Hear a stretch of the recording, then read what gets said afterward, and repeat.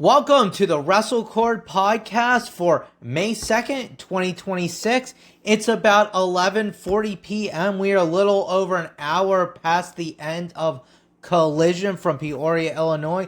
This is Ryan here along with Cordial, and what a fun show we had tonight.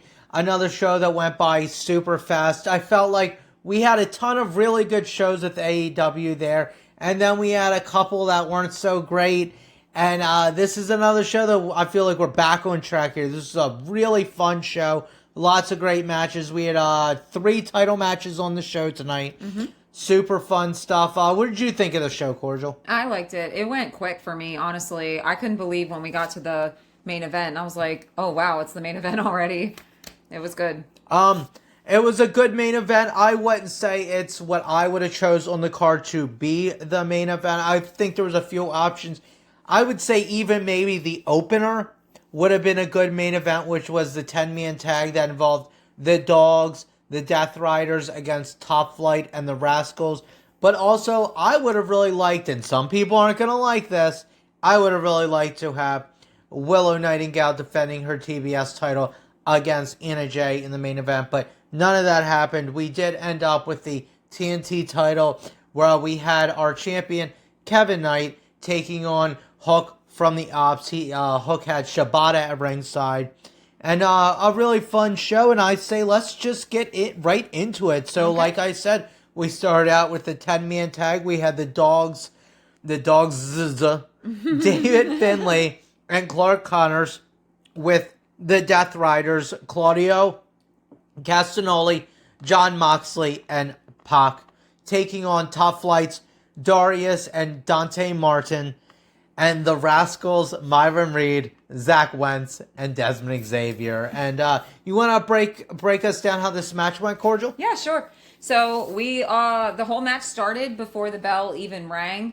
We had some spillage into the outside with this many people. You got chaos everywhere.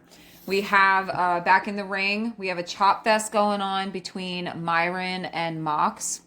Myron will end up on the outside where Marina attacks him with kicks.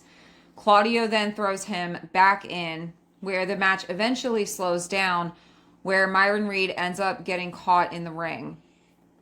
We have the Death Riders start trading tags, working over Myron, again cutting off the ring. We knock the opposition down where Myron goes for the tag.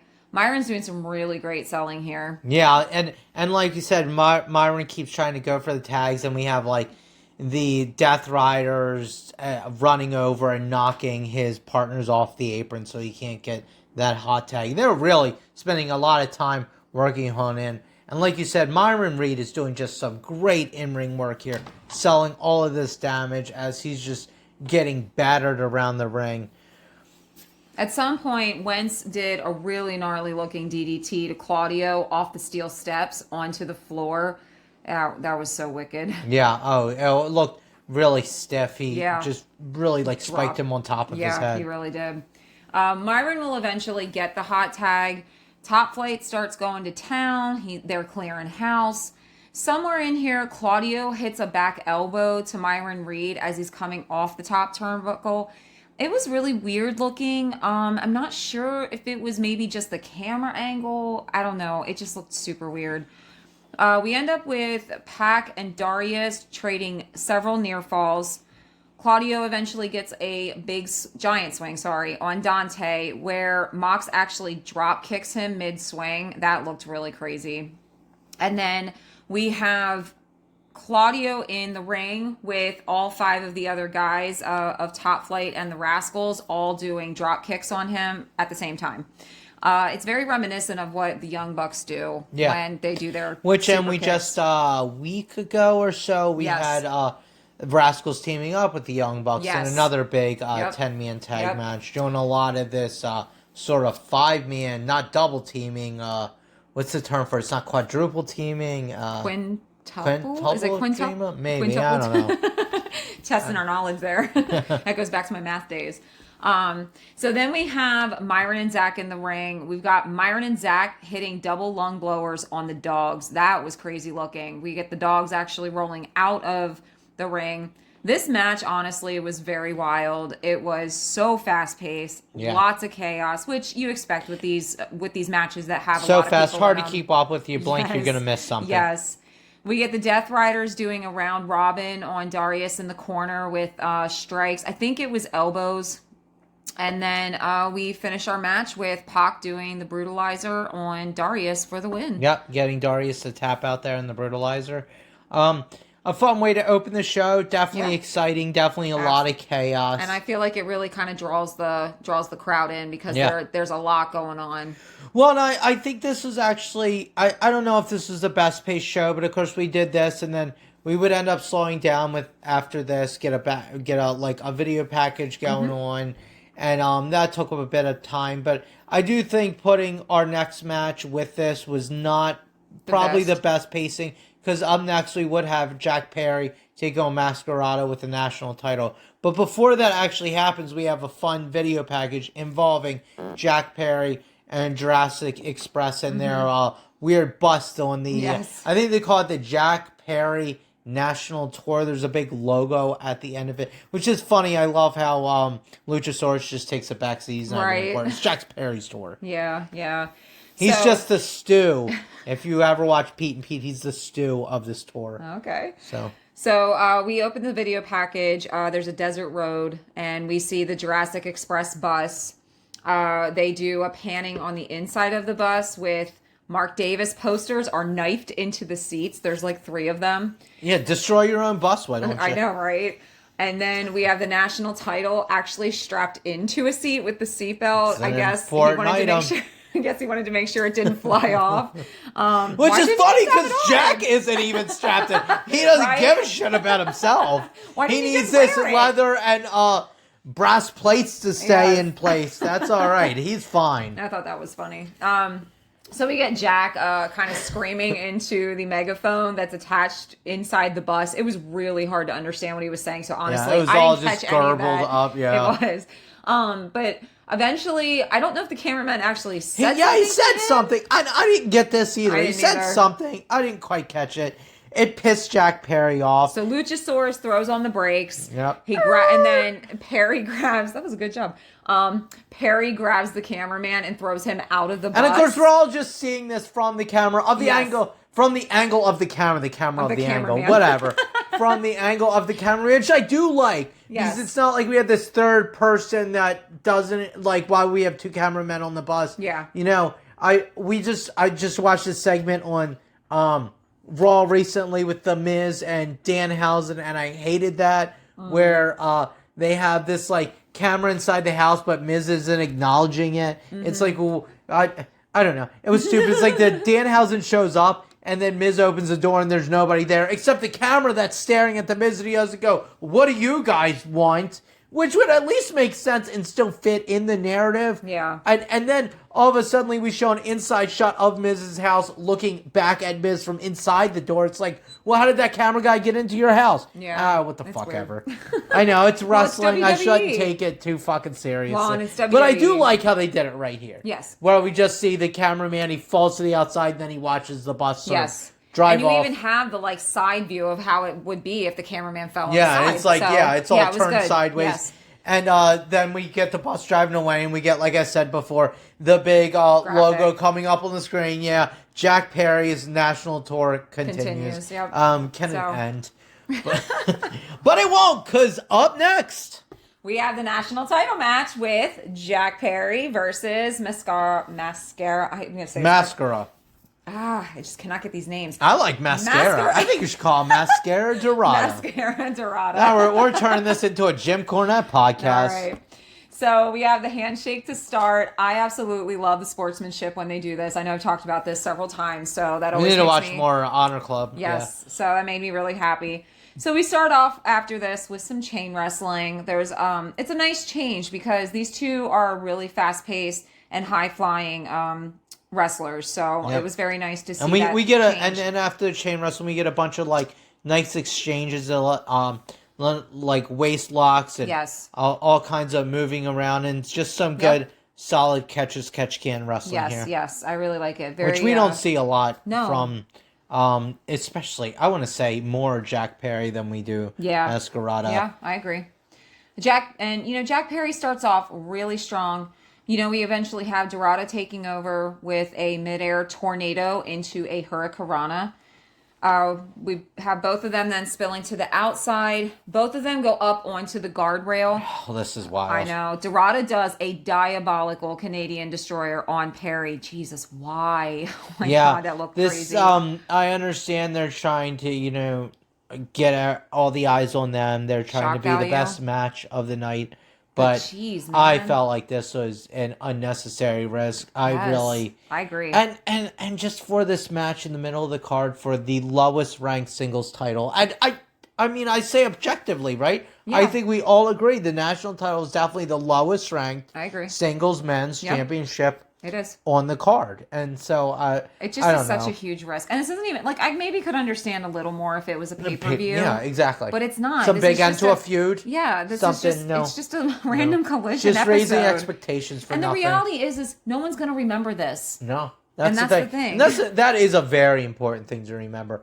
As much as I lambasted the whole air raid crash off of the ropes onto Darby at the main event of not this past Dynamite, but the week before. Yeah. And at least that was a world title match. I think some people will remember that match fondly, at least for a while. I didn't even remember that move until you just said that. But you remember the match, though. Ciampa, Darby. Yeah. I remember that not being a good match. I remember being a really good match. And there's quite a few spots I actually remember in that match. And that's just one that sticks out a little bit more that does. And you could argue the same with Brody going through the guardrail on the last Dynamite on this past Wednesday. But, that's a lot less risk and a lot less damage, even though it was certainly extremely painful, I'm sure. Well, I mean, and the guardrail's so much skinnier than, even to say doing this on the apron, you know? It's just it's so dangerous. I mean, you're off by just a little bit and you're breaking your neck. I mean, or your back. Or you're landing just right and you're breaking your neck. You're landing dead center of that guardrail. Yeah, exactly. So... you're compressing your spinal cord if you're Mascara. Yeah. As he's doing the butt bump there. Yeah. Well, I think he actually landed on his back because when he got up, he looked like he landed pretty far towards his tailbone. Okay. I'll say. Yeah, I mean, he was holding his lower back, and I didn't go. Well, they showed it twice on the show because they showed it when it happened. Then they did the replay. It looked to me like he landed on his coccyx. Okay. So we get from there. So from there, we get back in the ring. We've got Mascara getting Jack into a wear down hold. Yep. Just sort of working him down there.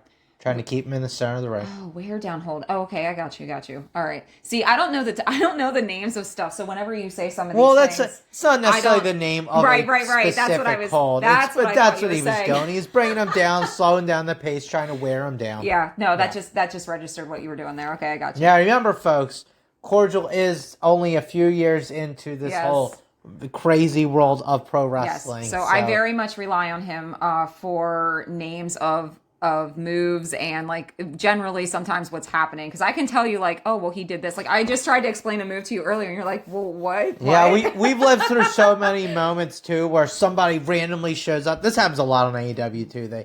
Where you just get a random person show up and you're like, what is happening? I'm like, oh my God, it's so and so. Oh yeah. You're like, I have no idea what's happening. I remember one of the very first shows that we watched because when we first started watching wrestling together and I started kind of getting into it. I would be at work in the evening, so we would actually watch together over and talk on the phone. When we weren't in the same room. Physically in the same room.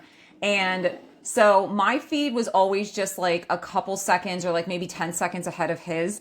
And it was really funny because this one time, I guess CM Punk was coming back and I completely ruined it for him. He's like, oh my God, why? So, yeah. Anyway, moving back. So we have Perry fighting back after the wear down holds. Yep.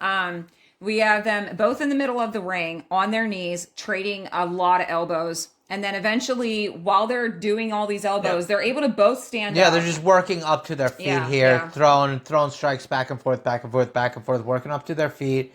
Eventually, Mascara gets the better of this. He heads up to the top rope, does the 450 splash, but Jack gets out of the way at the last minute. There's no water in this pool for Mascara. There is not. We get some back and forth exchanging, which ends up with Perry hitting this beautiful Poison Rana. Oh my God, his form is amazing. Dorado will end up on the outside with Perry hitting a moonsault from the top. Dorado does an electric chair, flipping Perry back in the ring. Back in the ring, sorry. Yep. Yes.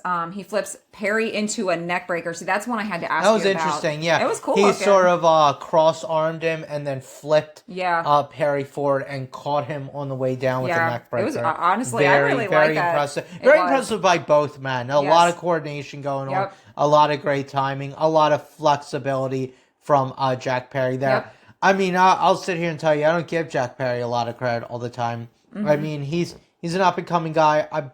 The problem I see is I feel like he is a bit overhyped sometimes. Okay. He's definitely impressive, especially for his age.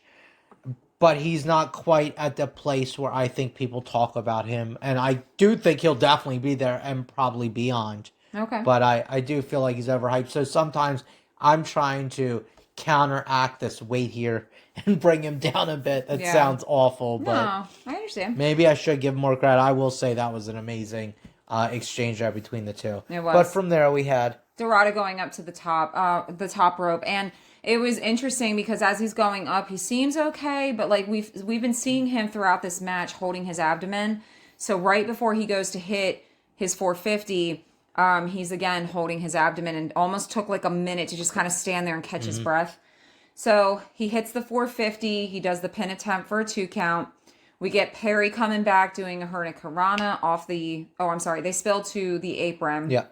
And then we have Perry doing a Hurricanrana to Dorado off the apron to the floor. That looked crazy hard. Yeah, and to give a better description of this, what's happening is Perry is actually on the top rope. Dorado's on the apron. Perry hops off the top rope, catches Dorado with the Hurricanrana, and Dorado flies off the apron to the floor, landing on his back. Super horrible bump. You can see him bounce off the floor. Yes. Yeah. And you could see he was in some pain. I can only imagine. Yeah. And even without seeing his face, you could tell he was struggling to continue. Absolutely. So we get back in the ring. Again, a move. Sorry to break. No, but again, a move like the Canadian Destroyer on the guardrail seems a bit unnecessary to take that kind of bump. I was just watching, I think it was SmackDown or Raw, or no, I think it was TNA this past week. Okay. I'm watching so many shows this week, folks. And somebody just took a crazy backdrop on the outside, and it was like a nothing move that led to nothing. And it just seemed so unnecessary to take a giant backdrop on the floor just as a transitional thing to continue the match. Yep. I mean, you only got so many bumps in you, folks. That's very true. So, back in the ring, we have Dorado hitting a facebuster and trying for a pin. Obviously doesn't get it. So then, I don't know why that was obviously. He didn't get it. Well, now it's obvious. And then we have Dorado going for the shooting star. He's up on the turnbuckle. Yeah, going for the shooting star press. Perry gets his knees up. Perry then rolls this into a pin for only a 2 count. But then we get Perry hitting an avalanche Hurricanrana and then gets the pin for the win, so he retains his title. Yeah. And at the end, we have Perry. He's got a hold of his belt. He kind of crawls over to the corner where there's a cameraman there, and he puts his... Well, actually, no, it was right after the pin. He reached out to the ropes, and the cameraman was right there. Yeah. And you can see that for some reason he had Liz on his knuckles. I'm not sure what this is. I don't know what that's about. He's dating Anna Jay. Is her real name Liz, or is she not Anna Jay? Oh, I don't know. That's a good question. I should know. Are they actually still dating? I haven't seen it. Oh, they absolutely are. Okay. Yeah, she was just recently doing a webcam show. Oh, that sounds worse than this. She was just on a webcam, and she was talking about all the rumors. Yeah, well, it wasn't a vlog per se. I think she was just live. Okay. But she was talking about how a lot of people have been saying that her contract is soon coming up, and she was annoyed because everybody was wrong, she was saying. And Jack Perry was sitting there and got very upset at Sean Ross Sapp, which, I don't know, man. I think it's a bit much when these wrestlers want to start attacking wrestling reporters and pundits. It just seems bizarre. Unless they're like trying to climb in your window or go through your mail or like, right. I don't know, They're go through your like laundry at the else. laundromat, pull out your underwear or something. They're just, and maybe they are wrong. And maybe they got bad information. But you sound silly when you're like screaming at them. Yeah. Are they saying you like did something horrible, like drowned your dog or something? No, they're just saying they thought your contract was up. I don't know. So I'm not even necessarily trying to defend Sean Ross Sapp personally. I don't know the man. I could care less. No offense to Sean Ross Sapp, but I could care less about you. I don't know you. And I don't know Ina So is that Jay. what she was doing in her live? She was yelling at him? No, Jack Perry was. Oh, Jack Perry was. Okay. Jack Perry went off about it. It was weird. Okay. No. All right. So I guess we'll have to look into why the Liz. He kind of sounded ridiculous, guys and their girlfriends. And yeah. No, her name is Anne Marie Jernigan. Okay. Oh no, I'm doxing her. She was born in '98. Oh my God, these people are so 27. young. Yeah. Stop dating people us. Are so young. Anyway, so we moved to the back with Renee. And this is, she's standing with Hikaru Shida and Chris Statlander. And this was actually recorded after Dynamite. So if you listen to our last podcast, one of the things where are you at? Right here. We're good, we're okay, good. I'm sorry. I got we're good. I'm sorry. My notes are screwed up. So if you listen to our last podcast, we had mentioned that during that whole, Renee was the only interviewer through the entire episode, and I don't know if she had something going on with her voice. She was super hoarse. Hoarse. Yeah, so obviously since this was recorded after Dynamite, she was still really hoarse. Update, folks. Yes. Super hoarse. So Shida starts saying that it wasn't your fault. Chris grabs her and pushes her up against the wall and is angrily talking in her face. This is so funny because it's like, of course it wasn't her fault. Yeah. She didn't even take the fall. No. And during one part of the match, Shida actually attacked Statlander. Right. And kicked her in the gut and suplexed her into, supposedly into Megan Bayne. So, and this is what she's angrily saying in Shida's face. Like, of course it wasn't my fault. You kicked me in the stomach and you kept tagging yourself in. You cost me everything.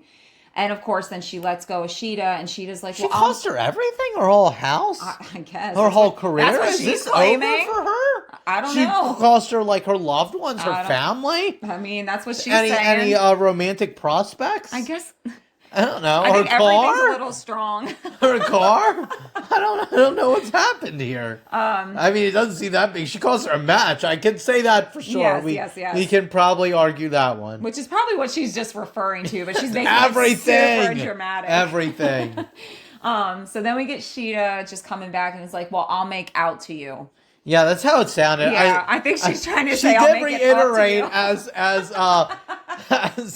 As Stat walked away, I'll make up to you. Yeah, but it definitely, when she first said it with Statlander in her face, it sounded like she said, I'll make out to you.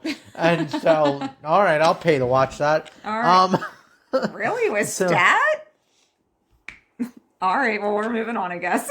So that got weird for a moment, folks.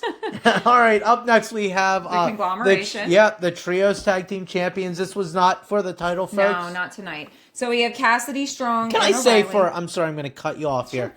I love these belts. These belts have such a great look. I can't stand that nobody ever talks about this. I can't stand that nobody ever appreciates it. I look at all the belts at AEW, and there are plenty of nice belts. The international title is a great looking belt. The Continental title is a nice looking belt, even though I really wish they'd put some black in that little orb in the center around the crown. But nonetheless, I think the world title's a pretty belt. I think the old women's title was a very pretty belt. I'm not the biggest fan of the new one, but it is still a nice looking belt. But by far, I think the best looking belts in all of this company are the Trios title. They're such classic, great. They give very much off that Reggie Parks style, and I love them so much. I think they're such good belts. I'm sorry. Moving on. We have the conglomeration versus... I love this. I think this is actually the first time that you've really mentioned how much you like belts or anything really about belts. Oh, I'm a huge belt mark, folks. Yes, I know. You are. Yes, I have plenty of replicas, and I've currently just 4 technically. One of them's like a bootleg piece of garbage that I got for nothing. But I've had so many in the past. My pride and joy right now, if we're going to talk about this for a moment, Go is for it. my Andre 87 Oh replica. my God, that belt is released so heavy. Oh my God, that belt is beautiful. It is, Such but a it's great so piece heavy. of work. Like as ring accurate as you can get for a Replica? but yeah, well, for a replica of that style. Okay. So that was released by WWE. This isn't the. Oh my God! Now I'm getting so far removed from this. They had like the Master Series ones, which were like $1,500. Oh my So this isn't one gosh. of them. This was like a base $300 belt, Okay. and it is as close to replica, if not. I mean, some of the like definition in it is probably better than the actual original Andre actually looked. It's such a great replica. Okay. But then I also have a version of the Intercontinental, the old block logo, and with the actual WWF logo, not the re-released WWE ones. I can't get those belts. I can't look at that. It's like seeing the Mona Lisa, but with a giant grin. It's just you immediately look at it. Something It's is not. not right. It's Yeah. immediately screams inauthentic to you. Yeah, that makes And sense. then I also have the WWE United Kingdom, not NXT variant, but the original WWE United Kingdom replica belt. Those are the three main ones I have in my collection. I also have a like crappy Winged Eagle replica as well. But I love wrestling belts. That is one of the things as a child when I started watching, I was so enamored with. I remember in '98 when they replaced all the Reggie Parks belt with the Big Eagle, which is a pretty belt.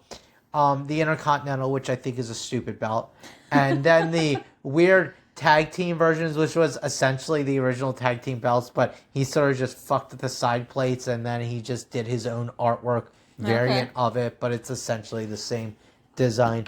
I'm a big belt fan, and I will say again, I love the Trios title. I think they are some of the prettiest belts in the company. It's unfortunate that we don't have replicas of them. The only ones they ever released were the acclaimed versions with the pink straps, which were of ridiculous price. They're like $5,000. I did really like the pink straps though. Yeah, I mean that's fine and all, but you can always buy the plates and put them on whatever and they straps also you had the want. scissors on the end Yeah. instead of like just the straight. Yeah, the end of the leather strap, Yeah. it had like a I- V in it, Yeah. V cut into it. What was that for the replicas, or was that just for their belts that they carried? Well, it was for the replicas and the Okay, belts they okay. carried. The belts they carried also had, because they actually showed them on screen. They took the two ends. Yeah, and they yeah. scissored them, and I mean, I don't even know. Maybe what they were carrying were actually just replicas. Who Oh, knows? maybe. While we're on the topic of belts, I'll just give my 2 cents here. My favorite of now granted, And we're again, gonna go into NXT. how did you know? Yeah, because I know you. 'Cause I know what your favorite belts are. Yes. So my favorite belt so far that I've ever seen is the NXT. Just the Women's? previous so the NXT 2.0. Yes, the one that has the rainbow background. Yeah, so the I NXT love it, on the white 2.0 with strap. that iridescent Yes. background, right With when the they white started that strap. 2.0 thing. Oh, it's so pretty. That is now already gone away. That didn't last. I very long. know. I'm so sad. However, And I hate the new actually because they completely Yes, they're redesigned ugly. it. Because the 2.0 was actually just a iridescent version of the previous belt. Oh, So it was okay. the same design, but they had that iridescence to it. Okay. That and the men's. And now it's like a completely different Yeah, belt. I And know. it looks I don't so like it. base. It And, does. I mean, NXT's always had belts that I thought were, You Yeah. know, the original one, it took a while. And then I sort of got used to it. Because NXT was so good, it kind of won you over Yeah. at the time. That makes sense. With it was just that big X, the Yeah. NXT, basically in a plate. It was Yeah. kind of wild. But Well, I that did like that the first variant of the tag belts. And the thing that I only really liked about that is they were mirror images. Okay. The one belt was the opposite image of the other belt, so it was like a black and gold. Oh, that's cool. And the one had the black on the one side, and the other had the black on the opposite side. Oh, so, yeah. that sounds cool. So that's my favorite all-time belt so far. And I think of all the current AEW belts, my favorite is actually the TNT. I love that they added the diamonds behind the TNT. It's so Well, they've yes, added it's back so again because they've done sparkly. that before. Yeah, they've done I that hadn't before. seen that before, so I really, really like it. That it's is. so sparkly. It's funny and- when that I'm sorry, go ahead. That's okay. No, I was just saying it's so sparkly. I love it. It's funny when they first came out with that belt, it literally looked like an unfinished belt, and everybody kept saying it. It was on a red strap too, which I feel like everybody forgets about. Yeah. And it was all there was no gold plating at all. It was all that like nickel plating, which people call silver, but it's when you in actual belts are usually using like nickel. Oh, okay. All right. Yeah. Well, see, I didn't even know that. All right, so yeah, back to our 6-man tag match. So we got the conglomeration, which is Orange Cassidy, Roderick Strong, and Kyle O'Reilly, and we get to see MXM TV, which I'm super happy about because that includes Johnny TV, Mansoor, and Mason Madden. And we actually haven't seen MXM Collection is Mansoor and Mason Madden. We actually haven't seen them for a while because they've mostly been doing Ring of Honor. So I was super happy to see these guys back in the ring. So O'Reilly starts off with Mansoor in the ring, and then we have Mason Madden coming in.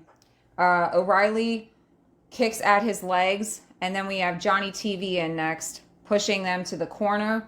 And O'Reilly, Strong, and Cassidy in succession then are raining down blows on Johnny TV. So, and this all starts off really, really quick, which is kind of what you would expect with Mason Madden. I'm not as familiar with Johnny Mason Madden, not so much. I was going to say Mansoor and Mason Madden. This is what you would expect from conglomeration. That is true. We have Orange Cassidy. So we actually have MXM Collection in the middle of the ring at one point doing their pose that they do every single time. And we actually have Orange Cassidy coming in and crashing the pose. And they must be thinking it's Johnny TV because they're unaware at first. They're and then sitting there cheesing it up with him. And then they turn and realize, and like the faces, it's so great. I love it. So then we have Cassidy pushing Mason into Mansoor, who is actually standing on the top turnbuckle, and it causes him to crash to his nuts. Yeah, this is great. Yeah. Yeah. We had a couple of these sort of missteps here where they're like hitting their own opponents. Yes. There was quite a bit there's always plenty of comedy in a lot of Orange Cassidy matches. There's a lot even with MXM going on here. Too. Yes, that's the point I'm getting to here. Okay. So with this combination, we're getting a lot going on here. Yes. There's a lot of fun little spots and not that over the top, goofy, crazy, wacky comedy stuff. Just little stuff fun here and there. Little mistakes, people falling over each other. Just, getting a little Three Stooges in here. A little slapstick. So then we have O'Reilly and Johnny TV on the apron. O'Reilly does this running knee on the apron to Johnny's shoulder, which looks really... I'm sorry, Johnny was on the... he was actually on the floor. O'Reilly was on the apron. So he does a running knee into Johnny's shoulder. Off the apron. And like it diving knee drop. He really hit it hard, too. Johnny went down pretty hard. So then we get back in the ring. We've got Johnny TV and Orange Cassidy. Orange Cassidy goes up to the top ropes. He does the elbow drop to Johnny TV. Covers. That's sort of lazy slacker elbow drop he does too. Yes. And he actually covers for the win. And while he's doing his cover, he's actually posing. So he literally just he's laying on his side. He's got his arm over Johnny TV and he's like propping his head on his hand. And that's literally how he covers him. Which is kind of a crazy ending here, especially for Johnny TV, a guy who got a lot of clout in the biz, been there a long time. Mm-hmm. And ending on an elbow drop. But definitely a team player there in Johnny TV. Mm-hmm. Yeah. So then we come to our TBS title match between our current champion, Willow Nightingale, versus Anna Jay. I'm so excited. I love Willow Nightingale. I know that I've said this several times throughout all of our episodes of the podcast. But I will say Anna Jay is probably she was one of my favorites in the beginning. I really, really like her. Yeah, you really like that combo of her and Ty Conti. Yes. Ty Conti? Oh, what is it? Ty Mello. It's actually, I think, Ty Mello. That must have been a Freudian slip. Maybe. So we start with them in a lockup. Anna immediately goes for the roll-up, but she can't even budge Willow, which I guess is not overly surprising. It was like she was trying to move a mountain. That was funny. That was an insult against Willow. No, it was funny. It was funny. So Willow ends up overpowering her, sits her on the top turnbuckle, and after she does this, she's like yelling in Anna's face. Yeah, she like carries her over, cradling her and sits her on the top rope. I almost felt like she was going to give her a head pat right after.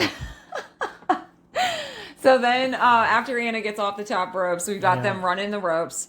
Anna hits her sunset flip and then does a 2 count. Anna goes for, I say this wrong every time, the La Maestra. She actually does I think she does another pin in here. She does like a small package. Okay. Then she goes for do you want to try it?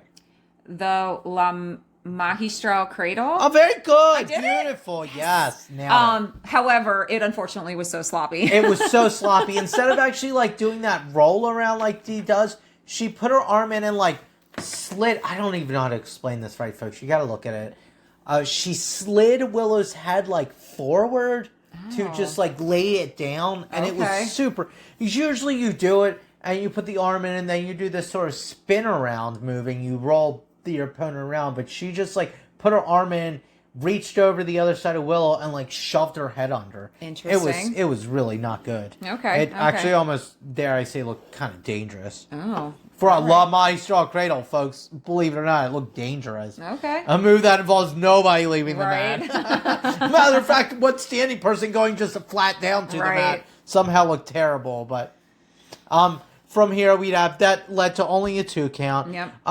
There'd be a little more exchange here before Willow goes for, gets in down and goes for a senton missing and getting out of the way. And then Anna capitalizes actually with a neck breaker. Yep, which looked really good. Yeah. So then we get Anna kicking down Willow in the corner. She's running to the ropes. She delivers a drop kick then for a near fall. Then we have a fight to the outside where Willow sweeps Anna's legs. Oh, so we have a fight to the outside. Anna's actually standing on the apron while Willow's on the outside. Willow sweeps Anna's legs out from under her and then ends up face planting Anna on the apron. And she went down really hard, so I'm surprised she didn't break her nose, to be honest. I'm not. I think that was just good selling. Honestly. Probably. That was good work. So Anna rolls off the apron, and then we get Willow up onto the apron and does a rolling senton into Anna on the outside. Yep. So they get back to the inside. They're battling back and forth. Willow hits a lazy ass Russian leg sweep. Yeah, it really was. She didn't even really get the toe behind the calf there when she slapped it, but that's okay. But then she slaps on this weird submission. Yeah, I don't know what to call it. I don't even know what it was. Commentators. Yeah. They didn't have a word for it. They didn't, no. They just said they got her in a hole there trying to make her submit. Yeah. So with this weird submission, she's got her leg wrapped around Anna's neck. So during this whole she's like pulling back one arm. Yes. She's got a leg like wrapped around sort of the face over the neck face of Anna. And then she's got the other leg like actually hooking the other arm. Yes. Yeah. Yes. So then several times we got Anna trying to work her leg off of her head so that she can get out of it, which she eventually does. And Anna actually rolls Willow over for a near fall. Yep. So then we get, once they're to their feet, Willow hits Anna in the corner. And then she's like rubbing her butt back and forth against Anna like a bear scratching its butt on a tree. Yeah. It's so pretty weird. entertaining. And then we get Willow nailing. Sort of that little dance move she does. Yeah. Shimmy. Yeah, that's a good word for it. Shimmy. I was trying to think of a word for it. That's good. Word for it. So then we get Willow nailing a huge spine buster for a near fall. Yep. But Anna is eventually going to fight out of a Death Valley driver. They trade running spots in the corner. Anna's going to hit a tornado bulldog for a near fall. Yep. That's sort of kick off the middle rope bulldog type of thing. If you're a fan of Trish Stratus, you start seeing she would do this off the top rope type of thing. So then Willow gets Anna into a backslide for a near fall. And that's interesting because Willow's been ending a lot of matches with that. Yeah, so at that point we actually thought it was going to end. Few months. Yep. And so it was good on Anna showing that resilience to get out of this. Absolutely. So Willow does a huge superplex on her. Great. And when she hits the mat, she actually keeps a hold of Anna and does a Death Valley driver for a near fall. She rolls around and nips up to her feet, almost like she's gonna do the Three Amigos. But yes, that's what I thought she was gonna do. Switches her hold. Yep. And does a DVD Death Valley driver for the near fall. And then she goes to do a Dr. Bomb, but Anna actually fights out of that. She does Anna does the face buster to Willow, and then does and pins for a near fall. And then we get Willow doing her classic Dr. Bomb. She gets the 1, 2, 3, and remains our TBS champion. Yeah, there was a weird little exchange on the ropes. I think Anna tried to center the ropes, but Willow held on or something, and then Anna sort of charged in, and she grabbed her with that Dr. Bomb. Okay. It was a fun good. match. Yeah, I liked it. Anna, Yeah. honestly, we haven't really seen Anna very much. She was I think out for she had been gone for like time. 184, something like 64, something like that days. Yeah. Over 100 days. Yes, so she's been out for a while, and to see her come back in, obviously, whenever you're out that long, you're going to see a little bit of ring rust. Yeah. But I have to say, going up against a competitor like Willow, she did a really good job throughout this whole match. Of course, there were some spots that weren't great, but for the most part, I think Anna really held her own. So I was very happy with this match, and I kind of agree with you. I think this probably should have been the main event. I think it would have been a little bit better. I see a lot of people are going to be like, oh no, Anna Jay, you put Anna Jay in the main event. Anna Jay, God, she's not very good. And I don't think she's the best wrestler ever. No, the only way these people get better is you got to keep throwing them out there. Absolutely. You got to put them in the deep end. Absolutely. I think Anna's got so much potential. I think so too. And she's young. Yeah. She's only 27. Yeah. She's still got a whole bunch of years to go. Exactly. Let that girl keep working. Come on, man. Stop trying. And it seems like she wants to. I mean, she went to Stardom right before she got injured. She went to Stardom to do a whole bunch of training. Yeah, to really get more experience. Exactly. So I mean, she's shown that she is willing to work. I wouldn't hate the idea of her going back to Stardom a little bit, or just Japan in general. Yeah. Yeah.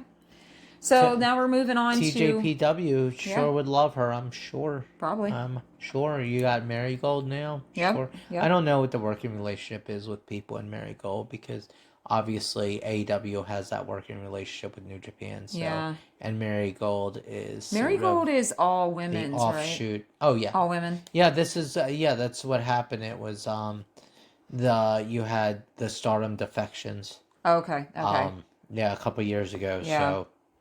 And they're like prime competition. I don't know that AEW would necessarily work with them because they do bring some of the Stardom girls sometimes. I'm not sure how if that's a conflict for them or how they logically I would say probably. It's a lot different when you're going all the way across the ocean there. Yeah, that's true.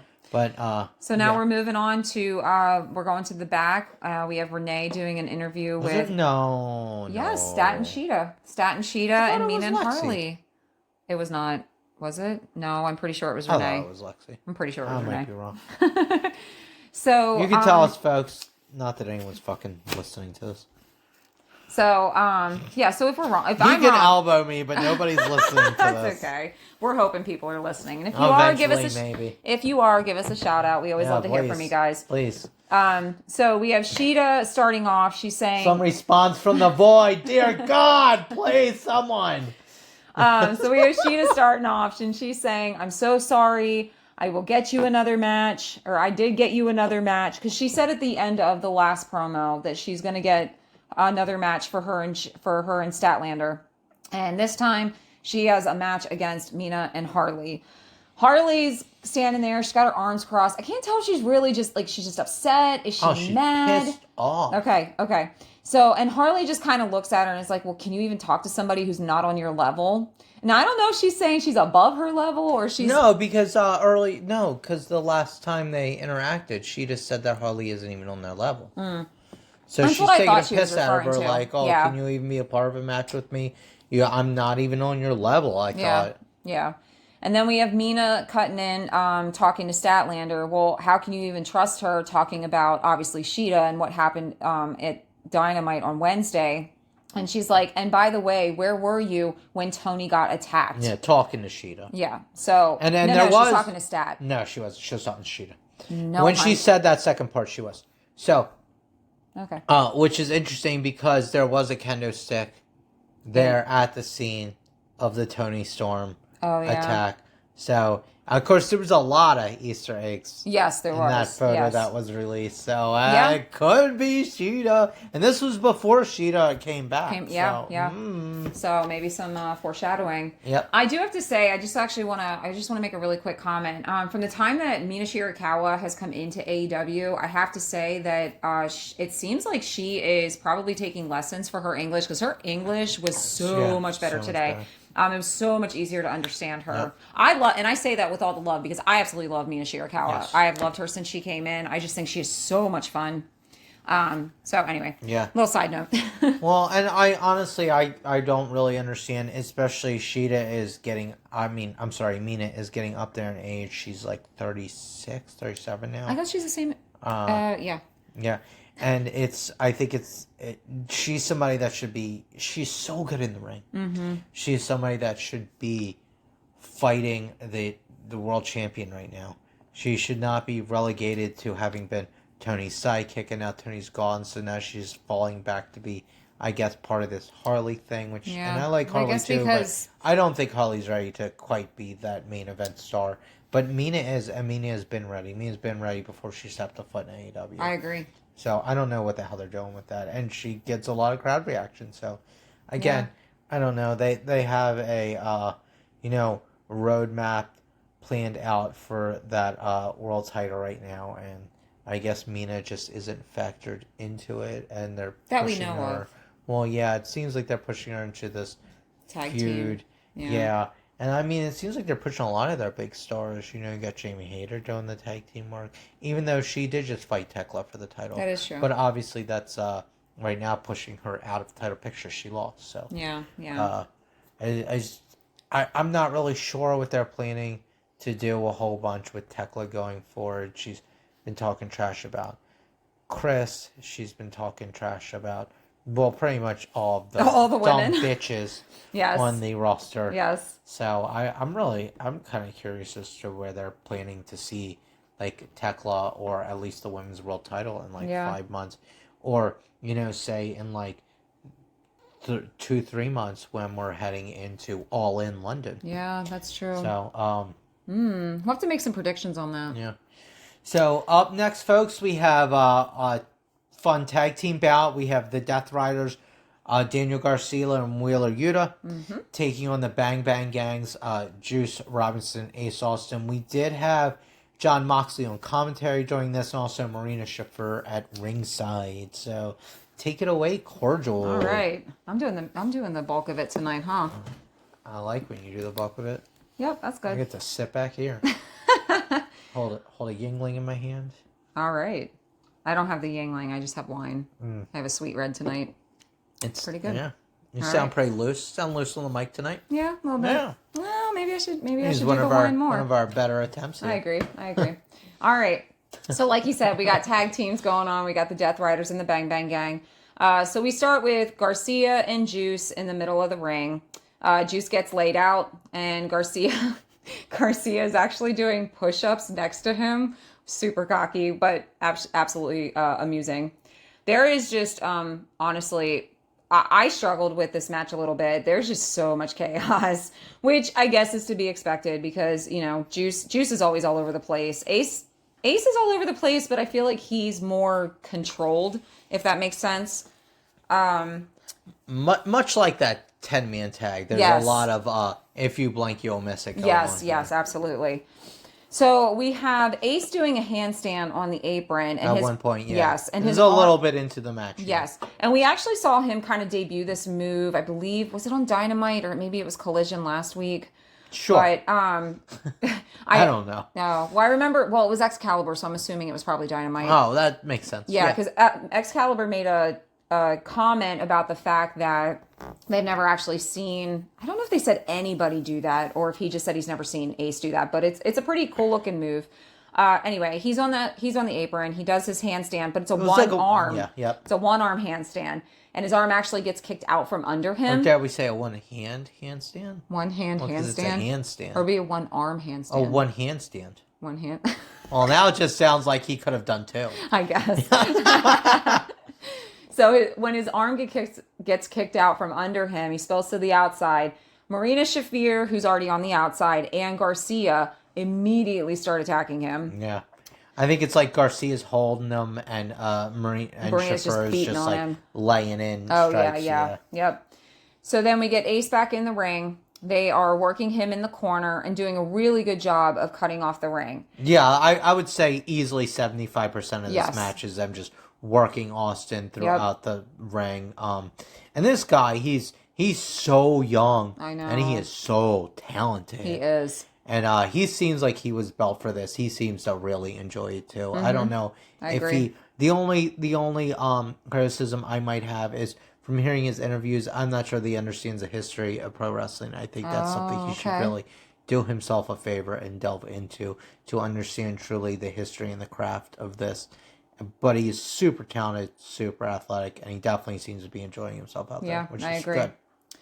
Well, then we get the fucking all-in graphic cutting off the third bottom of the screen. Yeah, and this is where they have Ace Austin like on on his the butt mat. here, and they're like working him in like a rear naked God. choke or something like Yeah, that. and you can't see half of it. Half his body is covered by this graphic. God, guys, get your shit together. You don't need the fucking graphics in the middle of the fucking screen. Yeah, I like your note here where he says takes up the bottom 1/3 of the screen. Yeah, Yes, that's about it right. really was. And we mean the one vertical third. Yes. It's taken up probably half of the bottom, like left and right. Yeah. But it's taken up 1/3 of the vertical frame. I know you're trying to get interest and promote it, but the reality is that when we're trying to, okay, so first off, when you're trying to watch a match, plenty of places that do this that isn't here. And it doesn't need to be, and it always seems to be you guys do this in the middle of a match where the people are on the fucking mat and we can't see what is happening. And I'm sorry, but that takes me out of the suspension of disbelief. Yeah. And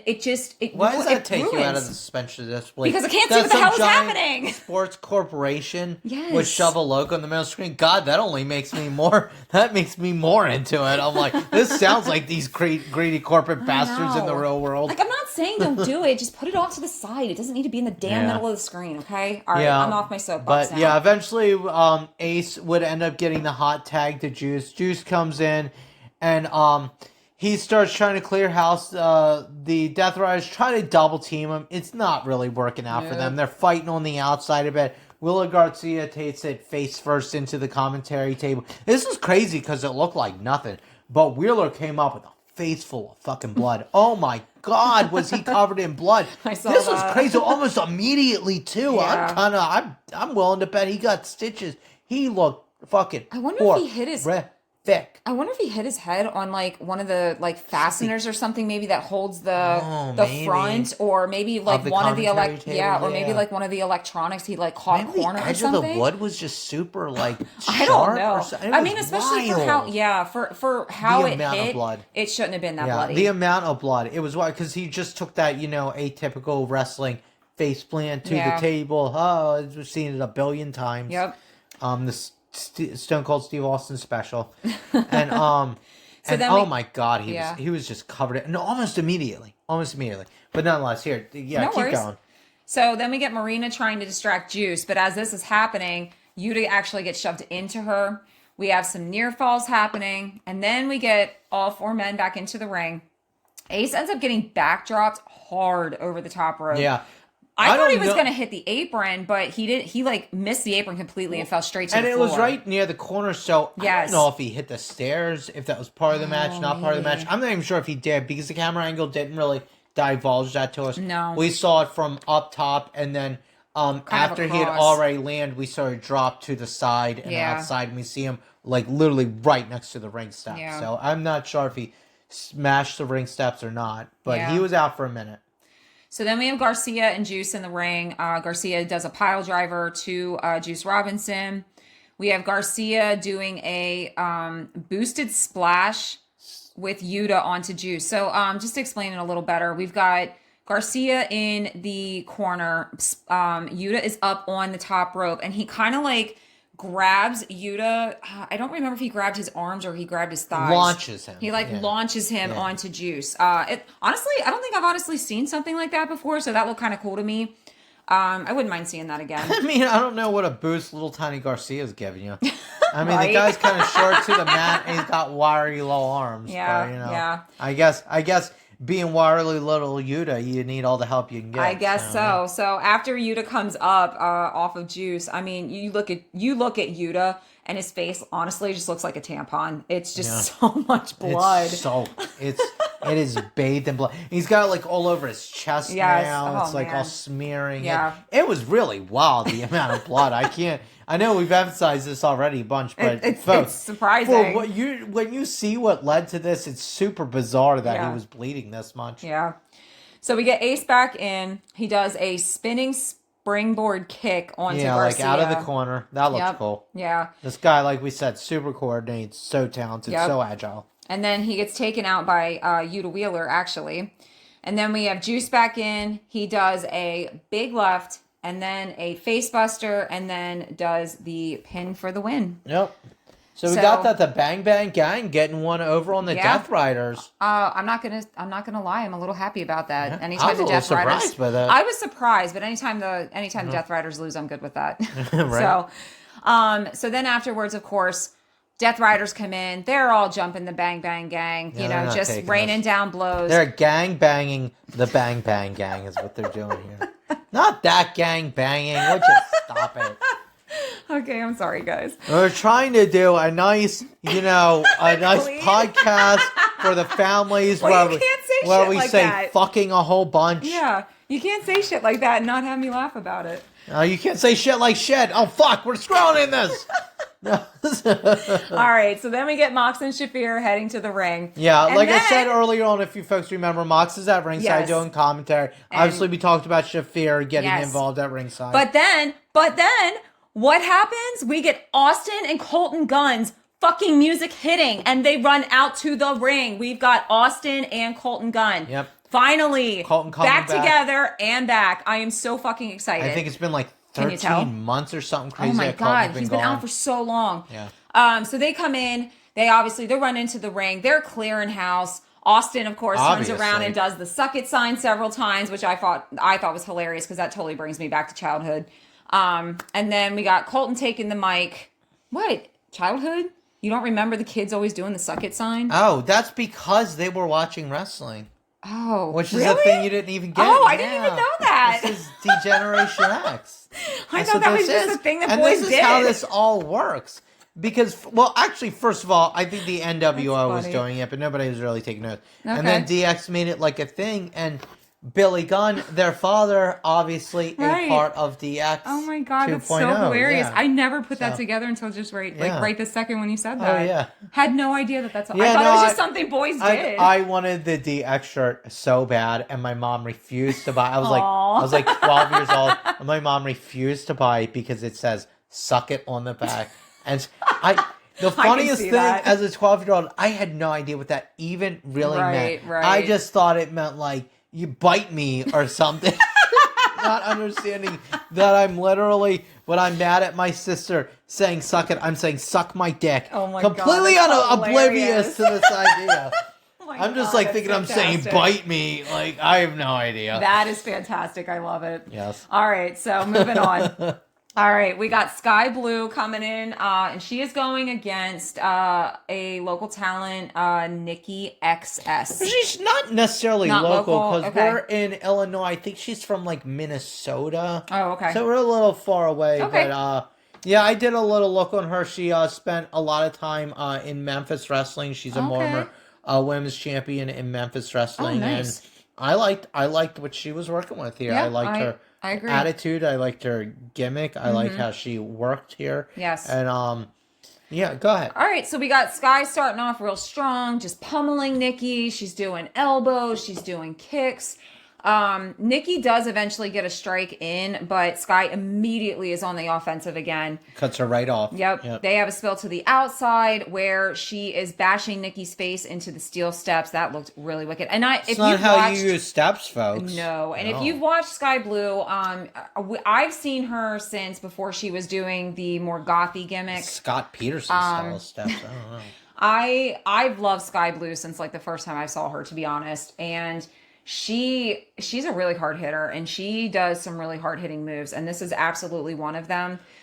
She actually brings Nikki over. She puts her on the apron. She does this spinning neck breaker onto the outside. Holy shit, did that look painful as hell. Oh my God. I thought Making Nikki work for her money. Yeah, tonight. she really was. She throws Nikki back in, goes to the top rope, and then we have her doing a running knee strike with a near fall. And then Sky Blue is going to do the descent into madness, which is a submission hold. I think this is the first Yes, time. this is her new submission hold. Yes, and she actually gets Nikki to tap It's out. sort of like a dragon sleeper-esque maneuver. She when she does it, she like holds her hands. She clutches her two hands behind her back while holding said in a very much a dragon sleeper. So the opponent is sort of perpendicular to her, looking up, and she's in sort of a sitting position. I think she had her legs wrapped around too to add extra emphasis. Yeah. So. And this is nice because this is the first time we've seen her do a submission hold, because she typically does the code blue when she does. I mean, finish it, yeah. Yeah. First time I've ever seen her do a submission. Right. I just mean for her finisher, because she typically does the code blue. What did you think about this? I liked it. It was a short match, but What did you think about the finisher, though? The finisher? This being her move going forward. Her descent into madness. I like the name of it. That's fun. Yeah, it was fun. I don't know. I like like an submission. H.P. Lovecraft adaptation or something. I do like submission holds. I prefer the code blue. I think it looks more fun, if that makes sense. More impressive? Is that a good word? Yes. I do too. I mean, yes. Okay, well, hold on. I have a caveat to that, though, because I feel like submission holds a lot of times do look more impressive because you're holding caviar. it and they making go them... with cheese. Or maybe that's caviar. I don't remember. It's caviar, and I don't know that I would like that. I don't really like that. I don't know why I said I don't know. I don't think. I know I don't like caviar. Fish eggs. I've had it. It's not great. And I've had escargot, too. That is weird ass more texture. More like escargot. Right. Taste isn't bad. It's just the texture. I'm a vegan that now, van so it doesn't you drive's matter. got some escargot. Oh my God, that Dodge Grand Caravan, man, it's got ass for days. Don't tell people what I drive. They don't need to know. All right. Anyway, no, but I do think sometimes the submission holds are a little bit more impressive, especially when people actually tap out, because it's like, dude, you did it to the point where they had to give up. Yeah, I mean, I agree, but sometimes having a wrestler use a constant amount of submission holds instead of pigeonholing their opponents where they're always having to submit. Well, that makes sense. And if you have somebody you're trying to make a tough guy or a big guy, or, well, in this case, women, you don't, even though it's funny because Megan Bain did just tap at the Stardom show. That is true. But she's a big girl, man. In theory, you kind of don't want to have somebody like Elena Cross or a Megan Bain tapping, you know? Yeah, I can understand that. I mean, if you use the MMA philosophy, people always tap, and there's really no shame in tapping. But I use the old WWF attitude era, like Steve Austin never gave up type of attitude. Okay. Of course, I'm sure anybody who is listening to this podcast has seen the WrestleMania 13 match between Bret Hart and Stone Cold, where the whole big thing is about Stone Cold refusing to tap. He passes out in the submission hold, and so Ken Shamrock, MMA, by the way, we just spoke about, has to just call for the bell and consider that it's sort of a technical submission. Yeah. Okay. Well, so we are actually moving on to the final match of the night, which is our main event. Yeah, so it's our TNT Championship match. That was my terrible attempt at Mark Henry. I'm sorry. Yeah, you got to do it better. What am I supposed to do? You're supposed to do. It's time for the main event. Maybe not quite that high. Was definitely that high. His voice is a lot lower than that. That would have been great had Mark Henry spoken that voice. I think I would have liked him a bit more. Got a bit of a Dusty Rhodes in there. Give him a lisp, too. Let's do it, folks. Aww. All right, so we got Hook versus our current TNT champion, Kevin Knight. Starts off with lots of action. We got Shibata ringside. This is where Shibata was ringside. Yeah. You had said that earlier.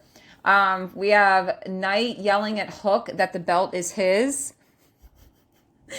So we have working the collar elbow tie up. We've got an exchange of holds. Who was doing that? Because I didn't take a note on who that was. They're exchanging holds.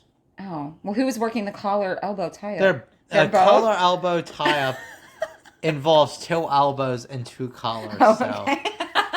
See, this is why I need you. She knows what she's doing here, folks.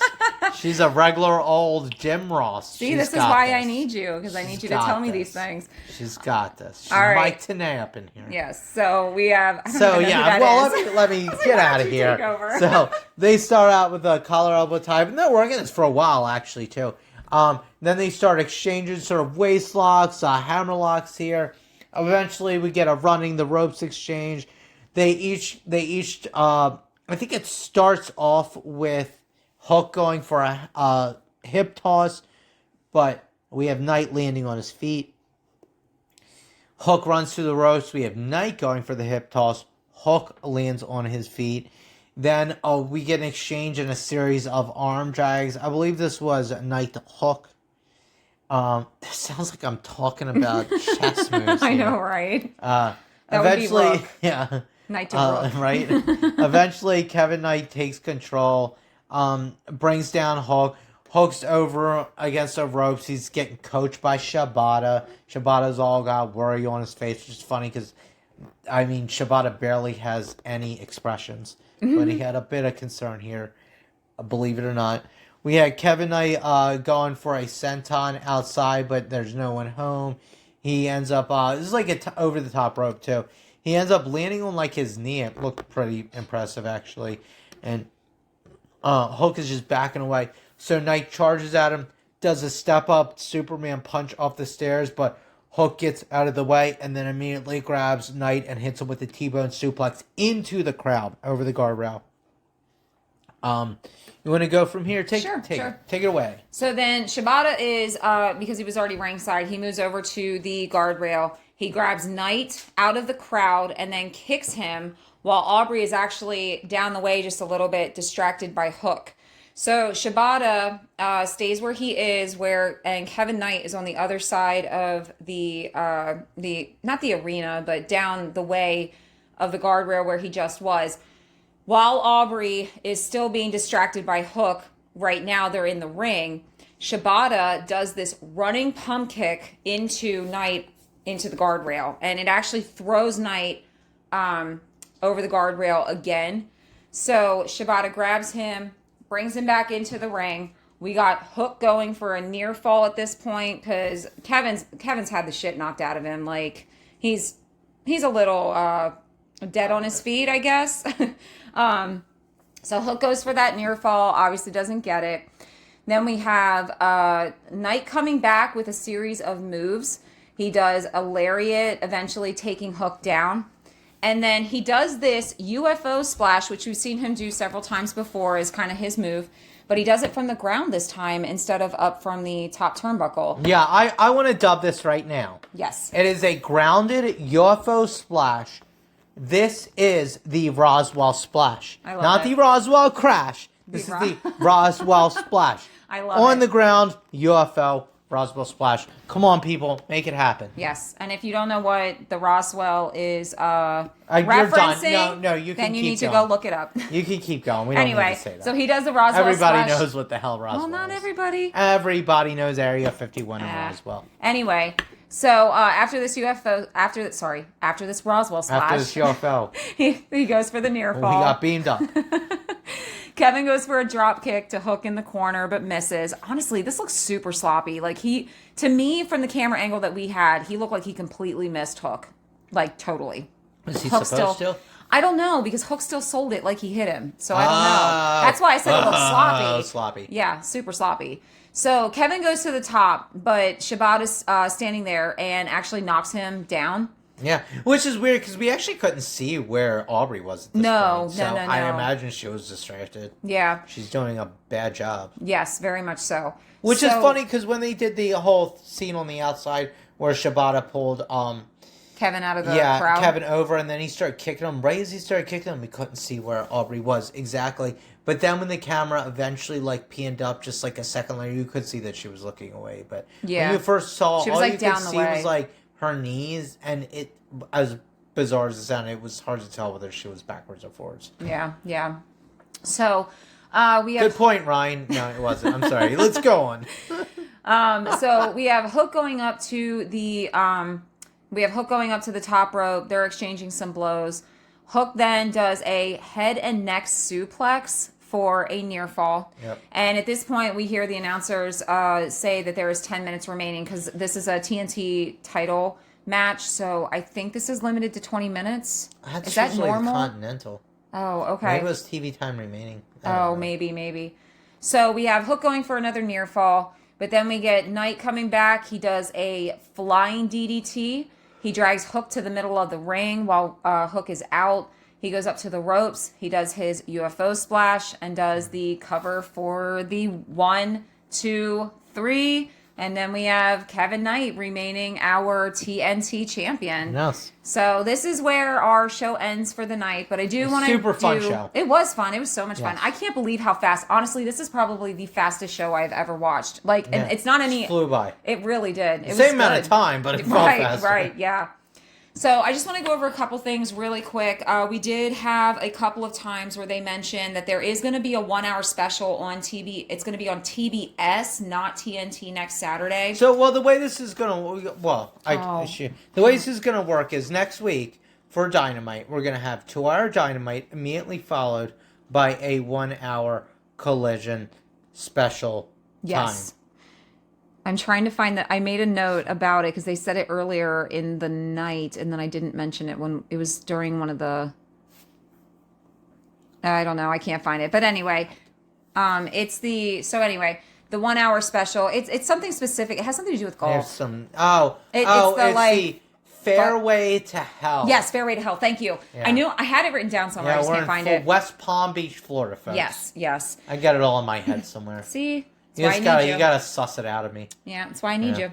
So anyway, that's going to be a 1 hour special on Saturday, which will be our I'm second like a hour walking of encyclopedia, just the index is all fucked up a bit. But again, that is on TBS, not TNT. So well, it's Dynamite. Yeah. So to be on Dynamite, tune in for Dynamite, folks, like you do. No. I'm talking about the 1 hour special that's on Saturday. Tune in on... No, it's not on Saturday. It is. The 1 hour special that is Fairway to Hell is a 1 hour special specifically on...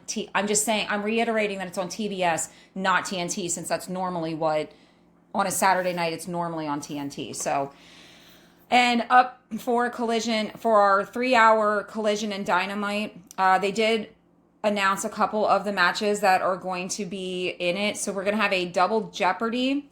And then we are going to have, obviously, which I think we mentioned earlier, Chris Statlander and Hikaru Shida taking on Harley Cameron and Mina Shirakawa. And then we have Darby Allin taking on Kevin Knight for the TNT title. So that's going to be just a couple of the matches. And I'm sure that as more matches are announced, Ryan will probably go through that on his WrestleCord news break during the week. Yep. Yep, and again, folks, just a reminder, every day you can catch us at the WrestleCord news break. We do this sometime between noon and 3 o'clock. Well, we as a company, barely a company, it's a family here, folks. The WrestleCord representative, me, does every week, folks. You can catch me doing the WrestleCord news break every day. We're ruining this at the end. I know. Every day you can catch me doing the WrestleCord news break sometime between noon and 5. Almost every day. Almost every day we're doing it at that time.